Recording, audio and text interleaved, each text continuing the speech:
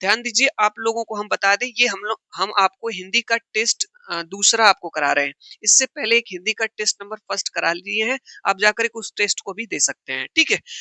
Hello प्यारे साथियों, विमलिस coaching classes में आप सब लोगों का स्वागत है। आज इस क्लास में हम आपको हिंदी भाषा के 30 महत्वपूर्ण प्रश्नों का एक टेस्ट कराने जा रहे हैं। यदि आप भी सीटेट 2026 एग्जाम के लिए पेपर फर्स्ट के लिए या पेपर सेकंड के लिए प्रिपरेशन कर रहे हैं, तो इस हिंदी के 30 प्रश्नों का टेस्ट आप दे सकते हैं और देख सकते हैं कि अभी तक आप लोगों ने जो है हिंदी के 30 प्रश्नों के लिए सीटेट 2026 एग्जाम के लिए कितनी अच्छी प्रिपरेशन किया आपने, ठीक है। देखिए, इस टेस्ट में होगा क्या, आपका शिक्षण शास्त्र से 15 प्रश्न का टेस्ट हम आपको कराएंगे और व्याकरण के जो है 15 प्रश्नों का टेस्ट कराएंगे। यानी कि इसमें कुल टोटल आपके 30 प्रश्न रहने वाले हैं। व्याकरण की क्यों प्रश्न करा रहे हैं आपको 15 प्रश्न? जैसा कि आपको पता है कि हिंदी के 30 प्रश्नों में 15 प्रश्न शिक्षण के पूछे जाते हैं, बाकी 15 प्रश्न में आपका गद्यांश और काव्यांश आता है। उन गद्यांश और काव्यांश में आपके 5 से 7 प्रश्न आपके सीधे व्याकरण से पूछ लिए जाते हैं। संधि, समास, उपसर्ग, प्रत्यय, मुहावरा, समानार्थी शब्द, विलोम शब्द, पर्यायवाची शब्द, इनसे पूछ लिए जाते हैं, ठीक है। तो यदि आप भी सीटेट 2026 के लिए प्रिपरेशन कर रहे हैं, जिसकी परीक्षा आपकी 8 फरवरी दिन रविवार को प्रस्तावित है, तो आप इस टेस्ट को दे सकते हैं और अपना मूल्यांकन कर सकते हैं, असेसमेंट, कि कितने प्रश्न आपके सही होते हैं। हिंदी शिक्षण शास्त्र के पहले 15 प्रश्नों का टेस्ट होगा। पहला प्रश्न क्या है? प्रश्न हमारे साथ पढ़ना है, ऑप्शंस को पढ़ना है, लेकिन हमसे पहले आपको आंसर सोच लेना है क्या होगा, ठीक है। चलिए, देखिए, प्रश्न है कि भाषा सीखने की कौन सी विधि मातृभाषा को मध्यस्थ बनाए बिना दूसरी भाषा को सिखाने में मदद करती है? भाषा सीखने की कौन सी विधि है जो मातृभाषा को मध्यस्थ बनाए बिना दूसरी भाषा को सीखने की में मदद करती है? पहला है व्याकरण अनुवाद विधि, दूसरा है प्रत्यक्ष विधि, तीसरा है सूत्र विधि, चौथा है अनुवाद विधि। क्या इस प्रश्न का आंसर आपको आ रहा है? इस प्रश्न का आंसर क्या होगा? अगर आ रहा है तो मन में सोच लें, ठीक है। चलिए, तो इसका राइट आंसर हो जाएगा आपका ऑप्शन नंबर बी हो जाएगा, प्रत्यक्ष विधि, डायरेक्ट मेथड हो जाएगा। अब आप कहेंगे सर कैसे? आइए समझ लेते हैं। देखिए, भाषा सीखने की कौन सी विधि, जैसे आप किसी बालक को, नन्हे मुन्ने बालक को, बच्चे को, आपको कोई भी भाषा सिखानी हो, हिंदी सिखानी हो, अंग्रेजी सिखानी हो, उर्दू सिखानी हो, पंजाबी सिखानी हो, कोई भी भोजपुरी से कोई भी लैंग्वेज आपको बच्चे को सिखानी हो, तो मातृभाषा को मध्यस्थ बनाए बिना दूसरी भाषा को सिखाने की मदद करती है प्रत्यक्ष विधि। यानी जैसे आप बच्चे को अंग्रेजी सिखा रहे हैं, ठीक है, तो जब बच्चे को आप अंग्रेजी सिखा रहे हैं, तो आप हिंदी भाषा का बिल्कुल भी प्रयोग मत करिए। जो उसकी मातृभाषा है, मान लीजिए बच्चे की हिंदी भाषा, उसका बिल्कुल भी मत आप प्रयोग करिए, ठीक है, और सीधे आप अंग्रेजी में ही उसको सिखाइए। तो यही होता है प्रत्यक्ष। प्रत्यक्ष मतलब डायरेक्ट। डायरेक्ट आप जो है, जैसे बच्चे को आप पंजाबी सिखाना है, तो आप हिंदी भाषा का बिल्कुल भी मत प्रयोग करिए। अगर उसकी मातृभाषा है तो आप डायरेक्ट उसी भाषा में बात करिए, किसमें? पंजाबी में। तो इससे बच्चा ज्यादा बेहतर सीख पाएगा। तो डायरेक्ट विधि में, डायरेक्ट मेथड में यही होता है। दूसरी जो मातृभाषा, उसका प्रयोग बिल्कुल नहीं किया जाता है। जिस भाषा को आपको सिखाना, उसी भाषा का आपको प्रयोग करना चाहिए, ठीक है। चलिए, समझ गए होंगे? हाँ सर, समझ गए होंगे। ये रहा टेस्ट का दूसरा प्रश्न। देखते हैं सही कर पाते हैं कि आप लोग नहीं। भाषा शिक्षण में बाल साहित्य का सबसे महत्वपूर्ण उद्देश्य है। ध्यान से प्रश्न पढ़ना है। भाषा शिक्षण में बाल साहित्य का सबसे महत्वपूर्ण उद्देश्य क्या है? पहला ऑप्शन, बच्चों को जीवन कौशल सिखाना। दूसरा है बच्चों को भाषा के विविध प्रयोगों से परिचित कराना। तीसरा है व्याकरणिक नियम याद करवाना। और चौथा है केवल मनोरंजन कराना। 4 ऑप्शन आपके पास है।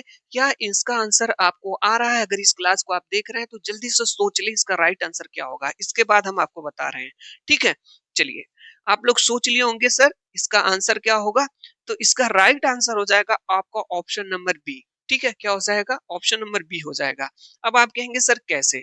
भाषा शिक्षण में बाल साहित्य का सबसे महत्वपूर्ण उद्देश्य होता है बच्चों को भाषा के विविध विविध मतलब अनेकों प्रयोग जो है परिचित कराना।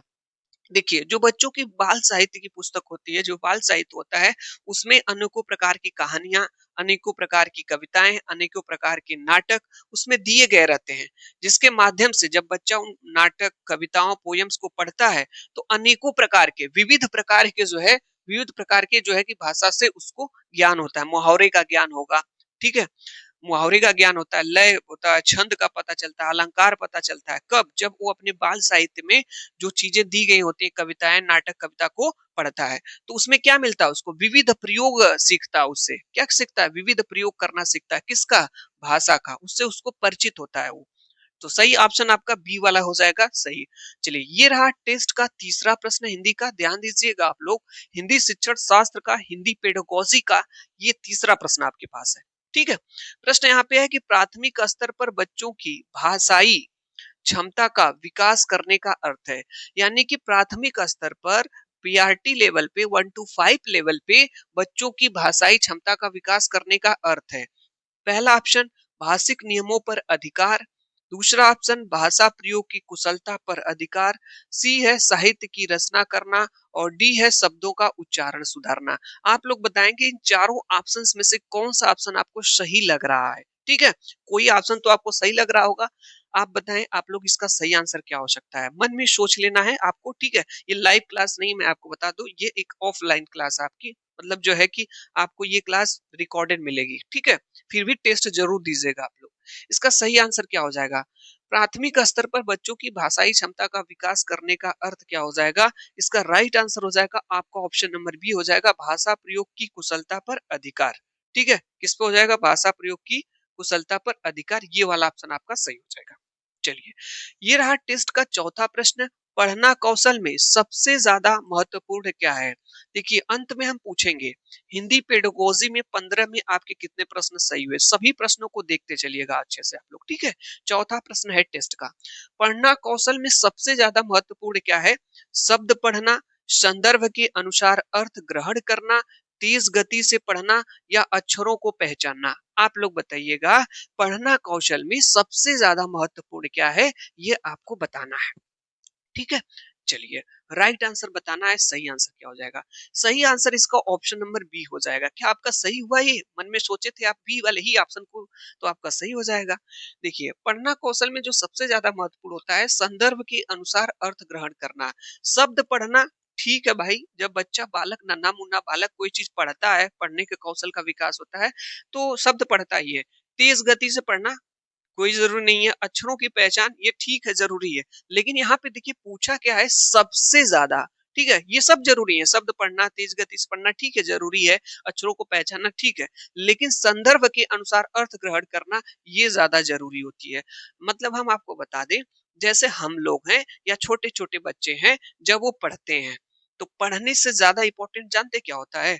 कि जैसे वो शब्दों को पढ़ते हैं, अक्षरों को मिला मिला करके सीखते हैं पढ़ने के लिए, तो पढ़ने से ज्यादा उनके लिए अर्थ उसका मायने रखता है, मीनिंग उनको समझना चाहिए। ठीक है, ये देखिए, संदर्भ के अनुसार जो है अर्थ ग्रहण करना, सिर्फ पढ़ने से मतलब नहीं होता है। बच्चे उसका अर्थ ग्रहण करते हैं, समझते हैं उस चीज को। तो सही ऑप्शन आपका बी हो जाएगा, पढ़ने में सबसे ज्यादा ध्यान दिया जाता है अर्थ ग्रहण का। चलिए, नेक्स्ट क्वेश्चन पे चलते हैं। ये रहा आपका पांचवा प्रश्न, भाषा अर्जन बहुत इंपॉर्टेंट। ये मैं अपने टेस्ट नंबर फर्स्ट में ये प्रश्न कराया था आपको। ठीक है, देखते हैं कितने लोग इसका सही आंसर बता रहे हैं। जो लोग टेस्ट फर्स्ट दिए होंगे हिंदी का, वो लोग सही आंसर इसका बता देंगे। देखिए, प्रश्न क्या है हमारा कि भाषा अर्जन, लैंग्वेज एक्विजिशन के संबंध में कौन सा कथन सत्य है? भाषा अर्जन के संबंध में कौन सा कथन सत्य है? यह विद्यालय में ही होता है, यह सप्रयास होता है, यह सहज और स्वाभाविक होता है, यह केवल व्याकरण सीखने से होता है। चार ऑप्शन आपके पास है। हम बार बार हर प्रश्न के लिए आपको समय दे रहे हैं 2-3 सेकंड का। इसका आंसर आपको सोच लेना है क्या हो जाएगा। चलिए, इसका आंसर आप सोचें क्या हो जाएगा। आप सोच लिए होंगे, कहेंगे सर इसका ऑप्शन नंबर सी सही है, यह सहज और स्वाभाविक होता है। ठीक है, ये क्यों ऑप्शन ए बी डी नहीं हुआ? ध्यान से देखिए, यहाँ पे दिया है केवल। केवल एक नेगेटिव टैग वर्ड्स होता है, केवल, मात्र और ही किसी ऑप्शन में होते हैं तो ऑप्शन आपका कट कर देना है, गलत हो जाएगा। इस तरह से ऑप्शन नहीं होगा। हमने आपको बताया था ए वाला क्यों नहीं होगा, यह विद्यालय में ही होता है, ही भी एक नेगेटिव टैग वर्ड होता है। इस तरह से ऑप्शन आपका ये भी खत्म है। यह सब प्रयास होता है, ये भी नहीं होगा, ऑप्शन नंबर सी सही हो जाए। अब आइए समझ लेते हैं भाषा अर्जन के बारे में। ठीक है, देखिए, जो ये भाषा अर्जन होता है, भाषा जो अर्जित करता है बालक, वो अपने समाज से, अपने परिवार से, अपने वातावरण से बिना किसी प्रयास के सीख जाता है। बिना किसी प्रयास के, बिना किसी पुस्तक की ज़रूरत पड़ती है, ना किसी भी चीज़ की ज़रूरत पड़ती है, वो उस भाषा को स्वयं ही अर्जन कर लेता है, स्वयं ही जो है कि ग्रहण कर लेता है। ये चीज़ें क्या होती हैं? स्वाभाविक होती हैं और उसके लिए ही बड़ा सहज होता है। जैसे मान लीजिए किसी बच्चे को हिंदी सीखना है, ठीक है? तो वह एक ऐसे जगह रह रहा है जहाँ पे लोग हिंदी बोलते हैं और ऐसे पेरेंट्स फैमिली में जहाँ पे परिवार भी हिंदी बोल रहा है, उसके मित्र भी हिंदी बोल रहे हैं, समाज में भी लोग हिंदी बोल रहे हैं, तो वो अपने आप स्वाभाविक रूप से जो है भाषा अर्जित कर लेगा हिंदी, ठीक है? उसे बड़ा ही सहज फील करेगा अपने आप को, ठीक है? भाषा अर्जन करने के लिए यह जो है बहुत ही ज़्यादा सहज और स्वाभाविक होता है, ये बात सत्य होती है। किसी भी बच्चे को जैसे इंग्लिश सीखना है, तो उस बच्चे को आप इंडिया में ना रख कर के ब्रिटेन में रख दीजिए, वो उसको पढ़ने की ज़रूरत नहीं पड़ेगी, ना किसी पुस्तक, ना किसी शिक्षक की ज़रूरत पड़ेगी। जब उस तरह का एनवायरनमेंट, उस तरह का परिवार, उस तरह के दोस्त मित्र मिलेंगे अपने आप लैंग्वेज एक्विजिशन हो जाएगा, भाषा अर्जन की क्षमता। इसीलिए जो कहा जाता है जो भाषा अर्जन की क्षमता होती है वो जन्मजात होती है, ठीक है? चलिए, सही ऑप्शन आपका क्या हो जाएगा? ऑप्शन नंबर सी सही हो जाएगा। चलिए, छठवां प्रश्न आपका टेस्ट का ये रहा। देखिए, टेस्ट कंप्लीट देख करके जाइए। इस क्लास को अगर आप देख रहे हैं तो बीच में छोड़ करके मेरे भाई गए, तो बहुत मैं इंपॉर्टेंट प्रश्न करा रहा हूँ। इसमें कुछ प्रश्न ऐसे हैं जो बहुत ज्यादा इंपॉर्टेंट है। मैं आपको बताऊंगा कौन कौन से प्रश्न आपके लिए सबसे ज्यादा इंपॉर्टेंट है, उसको आपको तैयार करना होगा। चलिए, यहाँ पे देखिए दिया है समावेशी कक्षा इंक्लूसिव क्लासरूम में भाषा शिक्षण की एक चुनौती है। ठीक है? समावेशी कक्षा में जो इंक्लूसिव क्लासरूम होता है में भाषा शिक्षण की एक चुनौती है। भाषा शिक्षण की मतलब जब टीचिंग करते हैं, भाषा को बच्चों को पढ़ाते हैं, उपयुक्त भाषा परिवेश का निर्माण न हो पाना, बच्चों की योग्यता में अंतर होना, पाठ्य पुस्तक का अभाव या बच्चों में आत्मविश्वास की कमी। चार ऑप्शन आपके पास मैंने आपको दिया, सोच लें आप लोग इसका सही आंसर क्या हो सकता है। ठीक है? राइट आंसर आपको ही बताना है। मन में सोच लिए? हाँ सर, सोच लिए। कौन सा ऑप्शन सोचे थे आप लोग? अगर आपने ऑप्शन नंबर ए सोच लिया था तो आपका सही है। ठीक है? अब समझ लेते हैं। उपयुक्त भाषा परिवेश का निर्माण न होना। समावेशी क्लासरूम क्या होता है? समावेशी कक्षा क्या होती है? ऐसी क्लासरूम जहाँ पे सभी बच्चों को एक साथ बैठा करके शिक्षा दी जाती है, ठीक है? यानी हमारे लिए सब बच्चे समान है। ऐसा नहीं है कोई बच्चा पढ़ने में तेज है, कोई बच्चा पढ़ने में कमजोर है तो उसको हम अलग बैठाएं, उसको हम अलग बैठाएं, नहीं। हमारे लिए जो है सभी बच्चे बराबर हैं। यहाँ पे समावेशी शिक्षा का पालन हमको करना चाहिए, समावेशी क्लासरूम बनाना चाहिए, हमें इंक्लूसिव क्लासरूम बनाना चाहिए। इसका सही ऑप्शन हो जाएगा उपयुक्त भाषा परिवेश का निर्माण न हो पाना, यह भाषा शिक्षण के लिए एक चुनौती होती है। ठीक है? चलिए, राइट ऑप्शन आपका ए हो गया। 7 नंबर का प्रश्न है, ये बहुत ज्यादा इंपॉर्टेंट है, बना लीजिए। सीटेट 2026 के लिए बहुत ज्यादा इंपॉर्टेंट प्रश्न है। और हाँ, एक चीज मैं इससे पहले बताया हूँ, समावेशी क्लासरूम के बारे में अच्छे से आप यूट्यूब पे जो है जाइएगा और समावेशी कक्षा के बारे में, इंक्लूसिव क्लासरूम के बारे में अच्छे से पढ़ लीजिएगा, समझ लीजिएगा। सीटेट के 10 से 20 प्रश्न आप इस पे सही कर सकते हैं आपके, ठीक है? बढ़िया तरीके से इसको जरूर पढ़ लीजिएगा ये टॉपिक। उसके बाद यहाँ पे हम देखेंगे ये जो है सतत और व्यापक मूल्यांकन, जिसे सीसीई कहा जाता है, का मुख्य उद्देश्य है। पहला ऑप्शन बच्चों को फेल पास करना, बी बच्चों की सीखने की प्रक्रिया को समझना और सुधारना, सी केवल वर्तनी सुधारना और डी पाठ्य पुस्तक पूरा करना। पहले आप लोग बताएं इन चारों ऑप्शंस में से कौन सा ऑप्शन सही होगा। आप लोग सोचे कि इसका आंसर क्या हो सकता है, तो आप बताएंगे इसका आंसर क्या हो सकता है। ये टेस्ट का 7वां प्रश्न है। इसके बाद अभी भी 8 प्रश्न है, फिर व्याकरण के 15 प्रश्न आएंगे आपके। ठीक है? चलिए, इसका राइट आंसर सोच लिए होंगे। इसका सही आंसर ऑप्शन नंबर बी सही हो जाएगा, बच्चों के सीखने की प्रक्रिया को समझना और सुधारना। अब आप कहेंगे सर थोड़ा सा हम लोगों को भी बता दीजिए कि सतत और व्यापक मूल्यांकन क्या होता है, सीसीई क्या होता है, इसके बारे में सर बता दें आप। तो हम बताने का प्रयास कर रहे हैं, आप लोग समझेंगे ये होता क्या है। देखिए, सतत और व्यापक मूल्यांकन क्या का मतलब ये नहीं होता है कि आप बालकों का, अगर आप एक हिंदी के टीचर हैं, एक शिक्षक हैं और बच्चों का सतत और व्यापक मूल्यांकन कर रहे हैं, तो इसका मतलब ये नहीं है कि बच्चों को आप डराएंगे, बच्चों को आप पीटेंगे या बच्चों को ग्रेड अंक देंगे, पुरस्कृत करेंगे, इस ये कोई मतलब नहीं होता है।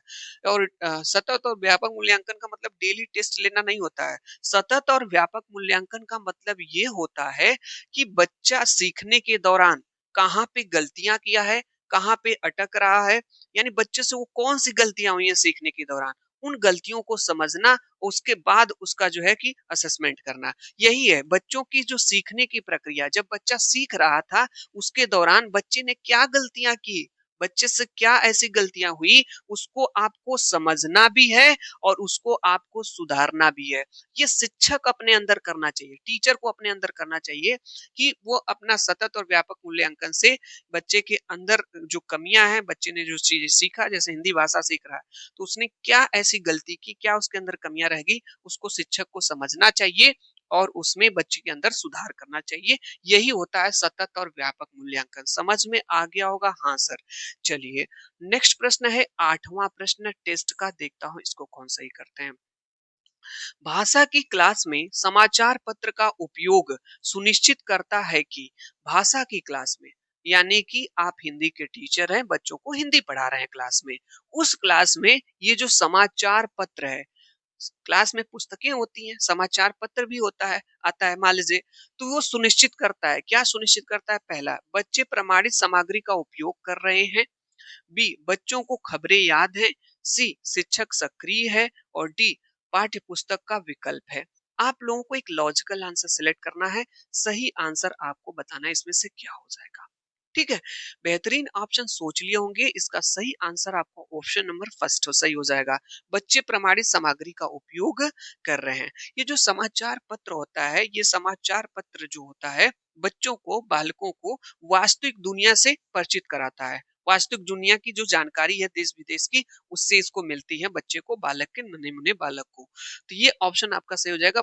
बच्चे जो है प्रमाणित सामग्री का उपयोग कर रहे हैं, यानी उनसे वास्तविक दुनिया से ये जो समाचार पत्र है बच्चों को जोड़ता है।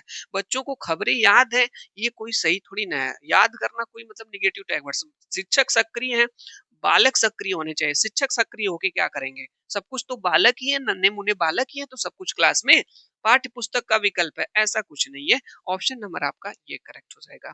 चलिए, टेस्ट का 9वां प्रश्न बहुत ज्यादा इंपॉर्टेंट, और चाणक्य को न पूछा जाए ऐसा हो ही नहीं सकता है। ठीक है, इनको जरूर देख करके जाइएगा। बहुत ही फेवरेट मनोवैज्ञानिक हैं। चाणक्य के अनुसार बच्चों के पास भाषा सीखने की क्षमता कैसी होती है? अर्जित, अनुकरणीय, जन्मजात, सीखी हुई। 4 ऑप्शन है। अगर इस प्रश्न को आप नहीं सही कर पाए, फिर कोई मतलब नहीं है। प्रश्न ये सबको मन में सोच लेना है, इसका राइट आंसर क्या होगा। आप लोग बिल्कुल इसका राइट आंसर सोच रहे होंगे। सर, इसका सही आंसर जानते हैं क्या हो जाएगा? ऑप्शन नंबर सर सी सही हो जाएगा, जन्मजात। चॉम्स्की महोदय ने बताया, जो बच्चों में जो होता है, जो सीखने की क्षमता होती है, वो जन्मजात होती है। वो बिना किसी प्रयास के वो जो है कि भाषा सीख जाते हैं। वो जिस वातावरण में रहते हैं, उस वातावरण की भाषा को सीख जाते हैं। ये स्वाभाविक सी बात है। बच्चे को कुछ नहीं आ रहा है, ठीक है, बच्चे को अगर पंजाबी आप सिखानी है, तो ऐसे वातावरण में, ऐसे इन्वायरमेंट में रख दीजिए जहाँ पे बच्चा जो है वहां पे सीख जाएगा। लेकिन जो चाणक्य महोदय है, इन्होंने बताया कि जो बच्चा होता है, वो भाषा जन्मजात सीख करके आता है। ठीक है, उसे भाषा सिखाने की जरूरत नहीं है। इनके कहने का मतलब यही था। चलिए, ये रहा 10वां प्रश्न, जो है हिंदी शिक्षण शास्त्र, हिंदी पेडागोगी के अभी चल रहे हैं प्रश्न। इसके बाद 15 प्रश्न आपके जो है आने वाले हैं व्याकरण के, और देखता हूं उसमें कितनी अच्छी तैयारी आप लोगों ने किया है सीटेट 2026 के लिए। प्रश्न यहाँ पे है, लेखन कुशलता, राइटिंग स्किल का विकास करने में सबसे कम महत्वपूर्ण है। महत्वपूर्ण तो है इसमें, लेकिन सबसे कम महत्वपूर्ण है। प्रतिलिपि, कॉपिंग, अधूरी कहानी को पूरा करना, कविता लेखन, अपनी आंखों देखी घटना लिखना। आप लोग बताइएगा, इसमें से चारों ऑप्शंस में से कौन सा ऑप्शन सही है? मन में सोच लेना है। सोच लिए कौन सा ऑप्शन सही है? हाँ सर, सोच लिए। सही आंसर इसका हो जाएगा ऑप्शन नंबर ए, यानी लेखन कुशलता में, राइटिंग स्किल में जो है सबसे कम महत्वपूर्ण होता है प्रतिलिपि। यानी कि अगर आपको बच्चों के अंदर लेखन का जो है स्किल, लिखने की क्षमता का जो है स्किल डेवलपमेंट करना है, तो इसमें जो सबसे कम महत्वपूर्ण होता है, वो होता है प्रतिलिपि। प्रतिलिपि क्या होता है? कॉपी करना। कॉपी मतलब जब बच्चा किसी दूसरे की कॉपी से, नन्हा मुन्ना बालक जब किसी दूसरे की कॉपी से देख करके अपनी कॉपी पे लिखता है, तो उसी को कहता है प्रतिलिपि कहा जाता है। प्रतिलिपि का मतलब दूसरे की कॉपी से नकल करके लिखना। ठीक है, प्रतिलिपि। तो जब बच्चा ऐसा करता है, तब लेखन कुशलता का सबसे कम विकास होता है बच्चे के अंदर। क्यों? क्योंकि वो दूसरे की कॉपी से नकल कर रहा है और तो अपनी कॉपी पे लिख रहा है। तो लेखन की कुशलता का सबसे कम विकास वहाँ पे होगा। अधूरी कहानी को पूरा करना, जब बच्चा अधूरी कहानी को पूरा करेगा तो सोचेगा, चिंतन करेगा, फिर अपने से लिखेगा, तो ये महत्वपूर्ण है। कविता लेखन में भी बच्चे को अपने से लिखना पड़ेगा, ये भी महत्वपूर्ण है। अपनी आँखों देखी घटना को जब बच्चा लिखेगा, तो ये भी महत्वपूर्ण है क्योंकि अपने से लिखना पड़ेगा। लेकिन जो प्रतिलिपि होता है, प्रतिलिपि में बच्चा क्या करता है कि दूसरे की कॉपी से, दूसरे के बालक की कॉपी से छापता है, देख-देख करके नकल मार करके लिखता है, उसी को प्रतिलिपि कहा ये सबसे कम महत्वपूर्ण है। महत्वपूर्ण तो है भाई, हो सकता है, लेकिन सबसे कम यही है। चलिए, ये रहा आपके पास 11 नंबर का प्रश्न, वेरी इंपॉर्टेंट, बहुत ही ज़्यादा इंपॉर्टेंट है और सीटेट अभी 2026 के लिए बहुत ज़्यादा इंपॉर्टेंट है। हर बार प्रश्न आता है और हम आपको बता दें एक चीज़, इससे पहले वाले जो टेस्ट हुआ था उसमें हमने ये प्रश्न कराया था, किसी न किसी पेपर में अभी आया था, जो लाइव क्लास हम आपको 9 बजे से कराते हैं, उसमें ये प्रश्न पूछा गया था 2021 के 2018 के पेपर में। तो यहाँ पे देखिए प्रश्न है कि बहुभाषिकता मतलब मल्टी लैंग्वेज हमारी पहचान भी है और हमारी खाली स्थान वह का अभिन्न अंग भी है। यानी ये जो बहुभाषिकता होती है, जो मल्टी लैंग्वेज होती है, ये हमारी पहचान भी है, हमारी खाली स्थान दिया है। सभ्यता, संस्कृति, चुनौती, सीमा, व्याकरण, साहित्य, धर्म, जाति। आप इन चारों ऑप्शंस में से कौन सा ऑप्शन सही हो जाएगा? आप लोग पहले बताएं, उसके बाद हम आपको बता रहे हैं। मन में सोच लें इसका आंसर क्या हो सकता है। ठीक है, इसका राइट आंसर क्या हो जाएगा? इसका राइट आंसर हो जाएगा, आप कहेंगे sir option number first correct हो जाएगा। यानी जो बहुभाषिकता होती है हमारी पहचान भी है और हमारी सभ्यता भी है, हमारी सभ्यता यहाँ पे, और ये हमारी जो है संस्कृति का अभिन्न हिस्सा है। ऐसा क्यों? ध्यान से समझ लेते हैं। अब आप कहेंगे सर ये क्या होता है, बहुभाषिकता समझ में नहीं आ रहा है क्या होती है। तो देखिएगा, बहु मतलब होता है बहुत, और भाषिकता मतलब भाषा। ठीक है, ये जो हमारा देश है, हमारा भारत देश है, यहाँ हमारे भारत देश में बहुत सारी भाषाएं बोली जाती हैं। विभिन्न विभिन्न प्रकार के, विविध विविध प्रकार के लोग रहते हैं, अनेकों प्रकार की यहाँ पे भाषाएं बोली जाती हैं। और ऐसा ये हमारी पहचान है। ऐसा क्यों होता है? ये हमारी सभ्यता की और हमारी संस्कृति का अभिन्न हिस्सा है। इसीलिए हमारी सभ्यता और संस्कृति का अभिन्न हिस्सा हमारे कल्चर है कि हमारे यहाँ विभिन्न विविध विविध प्रकार के लोग मिलते हैं, विभिन्न विभिन्न प्रकार की भाषाएं मिलती हैं, सबका रहन-सहन अलग मिलता है, अलग-अलग प्रकार के लोग मिलते हैं, ठीक है? फिर भी देखा जाए तो इसका ऑप्शन आपका फर्स्ट ए वाला सही हो जाएगा, ऑप्शन नंबर ए जो है। अच्छा, मल्टी लैंग्वेज का प्रयोग आप देखे होंगे क्लासरूम में भी किया जाता है। उससे क्या होता है, यह एक संसाधन के रूप में काम करती है। कई बार प्रश्न में पूछा गया एग्जाम में, जो बहुभाषिकता होती है क्लासरूम में एक संसाधन के रूप में काम करती है। ऐसा क्यों? जैसे एक क्लासरूम में अनेकों प्रकार के बच्चे हैं। जैसे कुछ बच्चे पंजाबी बोल रहे हैं, तो कुछ बच्चे तेलुगु बोल रहे हैं, कुछ तमिल, कुछ इंग्लिश, कुछ हिंदी, कुछ अलग-अलग प्रकार की भाषाएँ बोल रहे हैं। तो जब अनेकों प्रकार के एक ही क्लासरूम में बच्चे होंगे, तो वे एक दूसरे से भाषा को इंटरेक्ट करेंगे, बोलेंगे, तो वो एक दूसरे से सभी भाषाओं को क्या कर पाएँगे, सीख पाएँगे। तो ये अलग-अलग प्रकार की जो भाषाएँ होती हैं, ये बच्चों के लिए एक संसाधन का काम कर रही हैं। ठीक है? चलिए, ये ऑप्शन आपका सही हो जाएगा। चलिए 12 नंबर का प्रश्न बहुत ज़्यादा इम्पोर्टेंट। अब इधर के जो प्रश्न है बहुत ज़्यादा इम्पोर्टेंट है। ये वाला प्रश्न कई बार एग्ज़ाम में रिपीट हुआ, इसके बाद ये वाला भी प्रश्न कई बार एग्ज़ाम में रिपीट हुआ। बिल्कुल परेशान होने की ज़रूरत नहीं है, जितने भी सीटेट की हिंदी के टैग वर्ड हैं, मेन मेन वर्ड्स मैं उसको एक्सप्लेन कर दूंगा, समझा दूंगा, कोई दिक्कत नहीं होगी आपके लिए। देखिए, उपचारात्मक शिक्षण जिसे इंग्लिश में रेमेडियल टीचिंग कहते हैं, की सफलता निर्भर करती है। पहला ऑप्शन समय और अवधि पर, दूसरा है समस्याओं के कारणों की सही पहचान पर, सी सामग्री पर, और डी नियमों को याद करने पर। ठीक है, ये चार ऑप्शन है। पहले आप लोग ऑप्शन सोच लें क्या हो सकता है, इसके बाद हम आंसर देंगे आपको और इसको बताएंगे। इसका राइट आंसर सोच लिए होंगे, इसका सही आंसर हो जाएगा ऑप्शन नंबर बी सही हो जाएगा। अच्छा ये बताइए, ये वाला ऑप्शन क्यों नहीं हुआ? याद करना नेगेटिव टैग वर्ड्स है, इस तरह से ये वाला ऑप्शन आपका नहीं हो गया, नहीं हुआ। अब आपको बताते हैं कि उपचारात्मक शिक्षण क्या होता है, रेमेडियल टीचिंग क्या होती है। रेमेडियल टीचिंग कब की जाती है, उपचारात्मक शिक्षण किया जाता है। जैसे इससे पहले की भी क्लास में मैं ये क्वेश्चन कई बार आया हुआ है, रिपीट हुआ है, और इस क्लास में भी ये क्वेश्चन आ गया है। देखिए, जैसे आप डॉक्टर के पास जाते हैं, तो डॉक्टर जो होता क्या है कि बीमारी का पता लगाने के लिए जब कोई किसी बीमारी का पता नहीं चलता है तो डायग्नोसिस करता है, डायग्नोसिस टेस्ट करता है। तो डायग्नोसिस टेस्ट करने से होता क्या है कि बीमारी का पता लग जाता है कि कौन सी बीमारी जो है पेशेंट को, मरीज को है।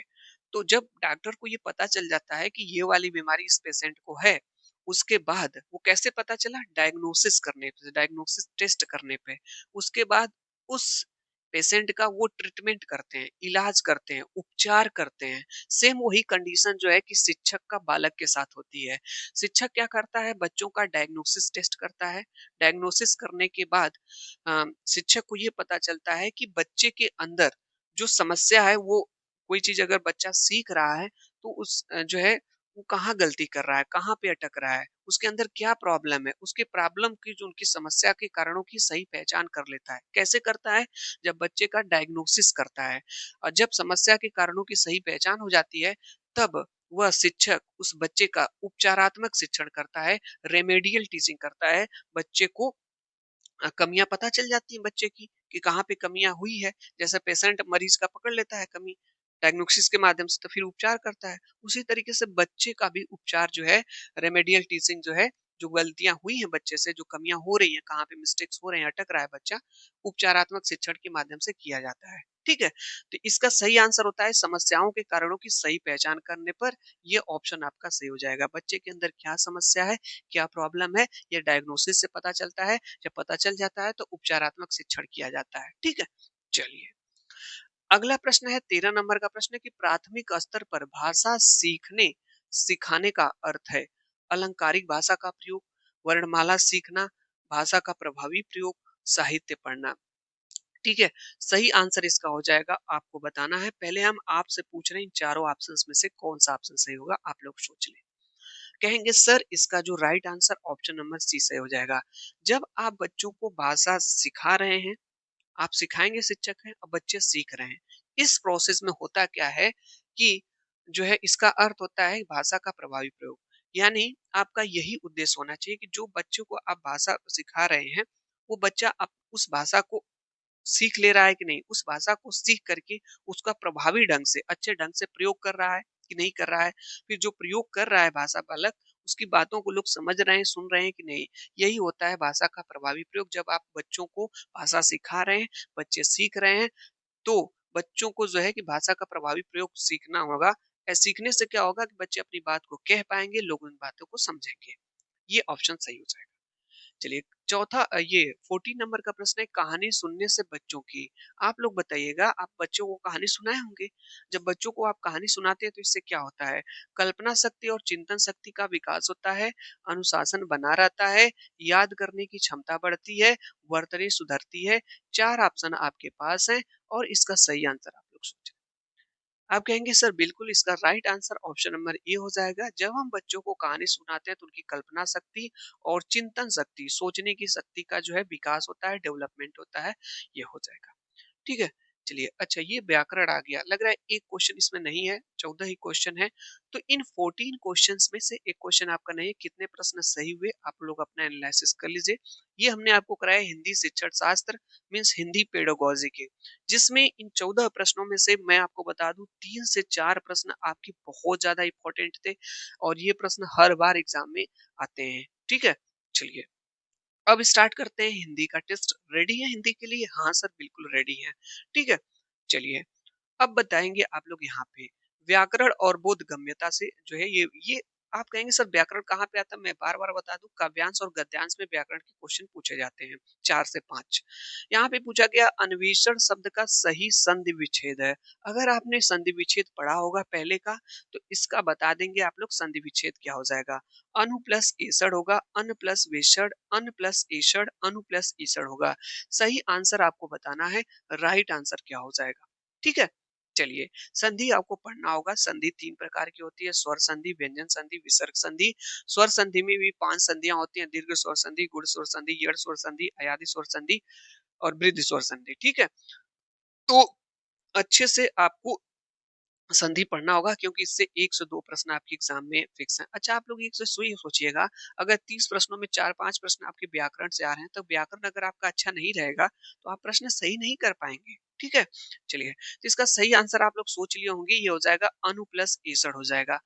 अब आप कहेंगे सर अगर हमें संधि विच्छेद एग्जाम में पूछा जाएगा, नहीं आएगा, हम नहीं पढ़े रहेंगे तो क्या करेंगे? तो देखिए मैं आपको एक तरीका और एक ट्रिक बता दे रहा हूँ।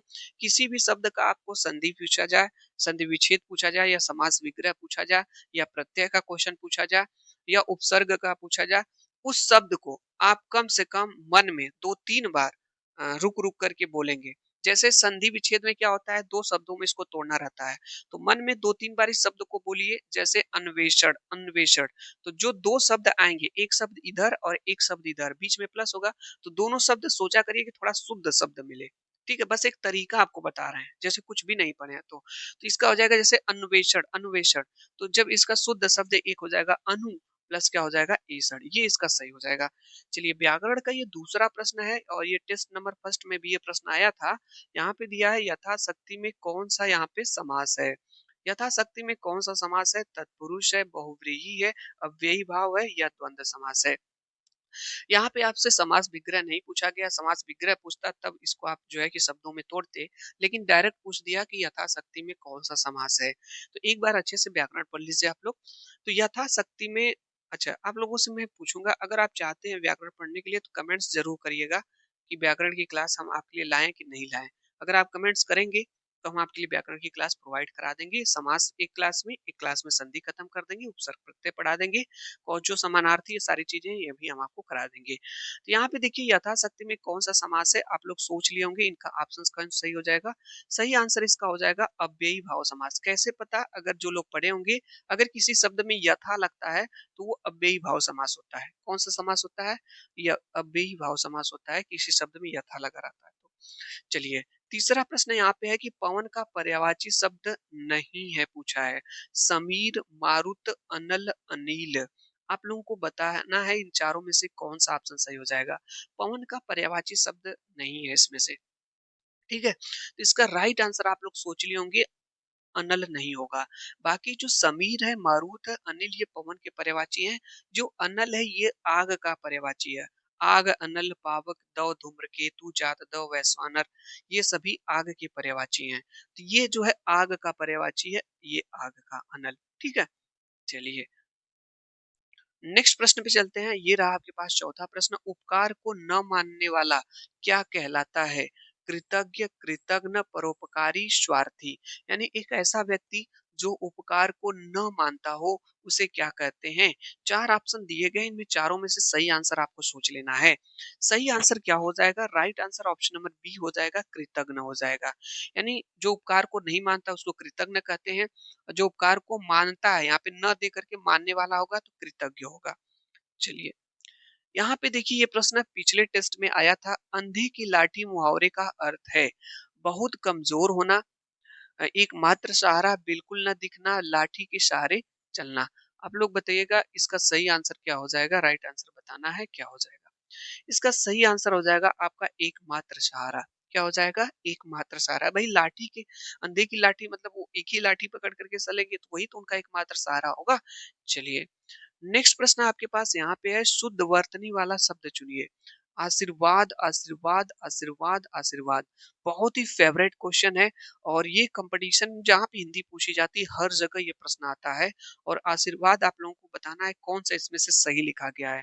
देखते हैं, मन में सोच लेना है कितने लोगों का आंसर इसका सही होता है। बहुत ही जबरदस्त क्वेश्चन है वर्तनी का। ठीक है, तो इसका राइट आंसर हो जाएगा आपका ऑप्शन नंबर सी सही हो जाएगा। लेकिन गलत है। जिन लोगों ने मन में सोचा होगा कि इसका ऑप्शन नंबर सी सही है, बिल्कुल गलत है। जो ऑप्शन इसका है ये सी वाला गलत होगा। ज्यादातर लोग इसको सी वाले को टिक कर देते हैं, ये गलत होता है। आशीर्वाद में यहाँ पे रहेगा वह पे और इस पे बड़ी की मात्रा रहती है। ठीक है, तो सही आंसर आपका ऑप्शन नंबर बी करेक्ट हो जाएगा। नेक्स्ट क्वेश्चन आपके पास है, उत्कर्ष का विलोम शब्द है, अपकर्ष है, अवनति है, पतन है या भ्रष्ट है। चार ऑप्शन आपके पास है, इन चारों ऑप्शंस में से आपको सही आंसर सेलेक्ट करना है। मन में सोच लीजिए। तो बहुत ही फेवरेट है, कई बार एग्जाम में पूछा जाता है। उत्कर्ष का विलोम शब्द आपका अपकर्ष होता है।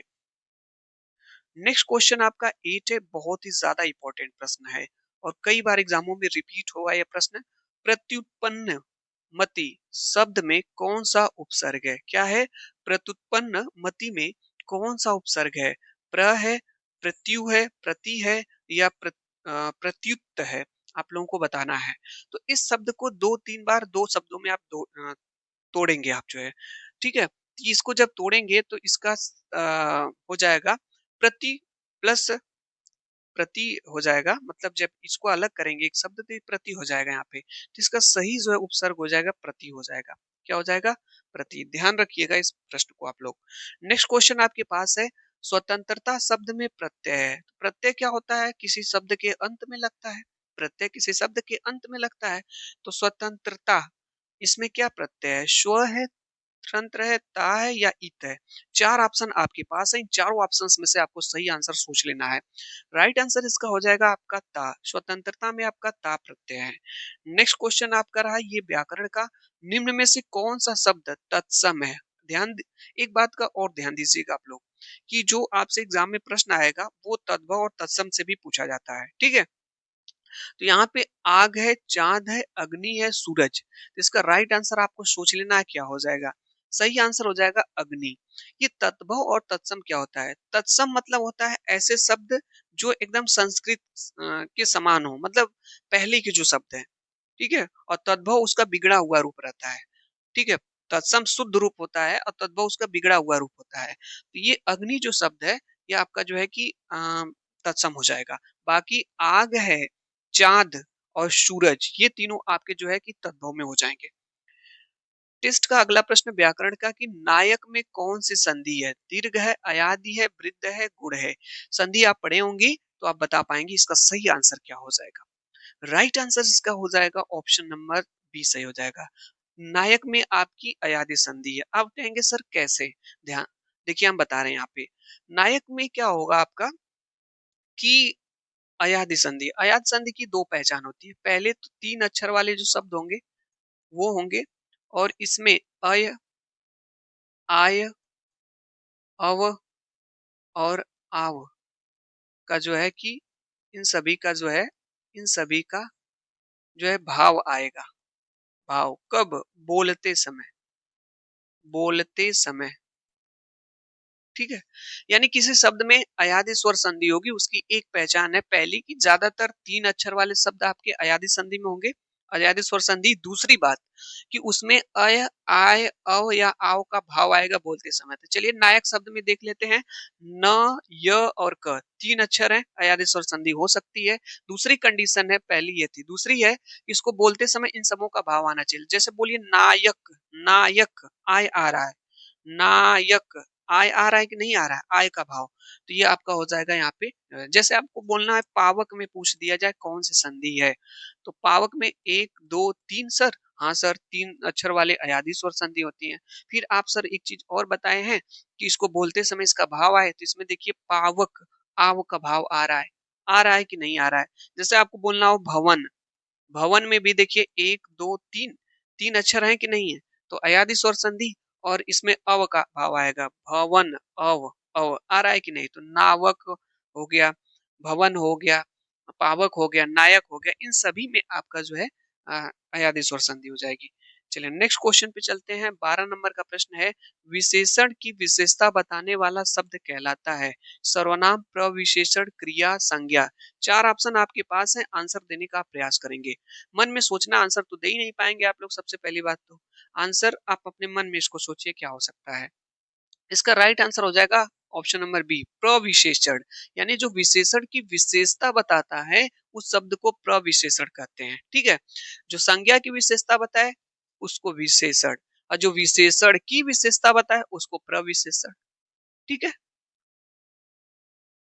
चलिए 13 नंबर का प्रश्न है। इसके बाद 2 प्रश्न और है व्याकरण के। जंगल का पर्यायवाची शब्द है प्रमोद, विशांत, विश्रांति, कानन, दीव। 4 ऑप्शन आपके पास है, मन में सोच लेना है आप लोगों को आंसर क्या हो जाएगा। राइट आंसर इसका हो जाएगा कानन। जंगल का जो पर्यायवाची शब्द होता है आपका होता है कानन होता है। और ये रहा आपके पास अगला प्रश्न, आंखें दिखाने का सही अर्थ है डराना, धमकाना, स्वागत करना, इशारा करना, इलाज कराना।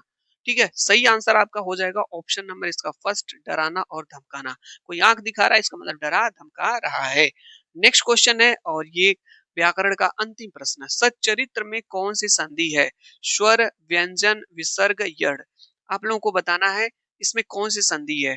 हमने देखा ना कि संधि के और समास के और उपसर्ग के, प्रत्यय के, तद्भव तत्सम, विलोम शब्द, पर्यायवाची शब्द, समानार्थी शब्द, व्याकरण से क्वेश्चन आएंगे आपके 4-5 हिंदी में।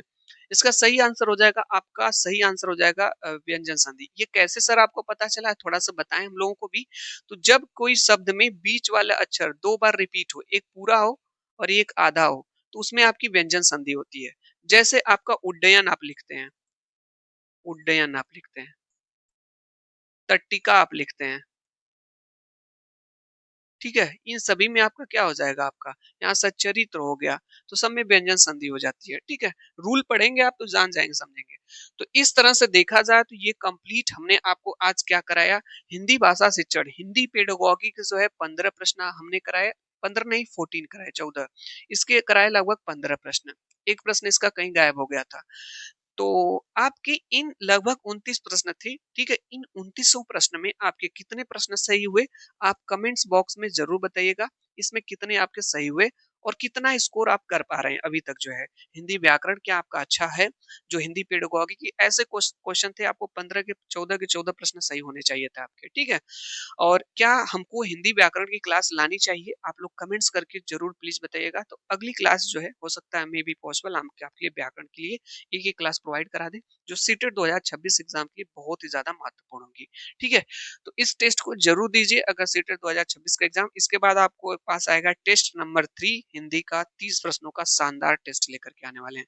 और डेली 9 बजे लाइव क्लास होती है शाम को, आप जुड़ना चाहते हैं तो वहां हम आपको करा रहे हैं प्रीवियस ईयर क्वेश्चन पेपर, जो सीटेट के पेपर हुए हैं उस क्लास से जुड़ करके, चाहे तो आप टेस्ट को वहां दे सकते हैं, वहां रियल टेस्ट है हो रहा है, यहाँ पे भी रियल ही टेस्ट है, बट वो हम आपको वहां पे पेपर करा रहे हैं, यहाँ पे आपको जो है कि क्वेश्चन ला रहे हैं जो आपके लिए इंपॉर्टेंट है। तो क्लास देखने के लिए आप लोगों का बहुत बहुत धन्यवाद। खुश रहिए, मस्त रहिए, बस आगे बढ़ते रहिए, अच्छी से तैयारी करते